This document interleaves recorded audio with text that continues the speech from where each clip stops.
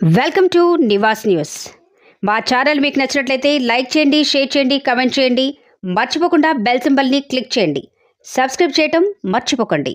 డోర్నకల్ నియోజకవర్గం సిరోలు మండలం చింతపల్లి గ్రామంలో సద్దుల బతుకమ్మ వేడుకల్లో పాల్గొన్న ప్రభుత్వ విప్ డాక్టర్ రామచంద్ర నాయక్ చింతపల్లి గ్రామ ఆడపడుచులతో కలిసి కొద్దిసేపు ఆటపాటలతో సద్దుల బతుకమ్మ వేడుకలను సందడి చేశారు. ఈ కార్యక్రమంలో గ్రామ పెద్దలు తదితరులు పాల్గొన్నారు.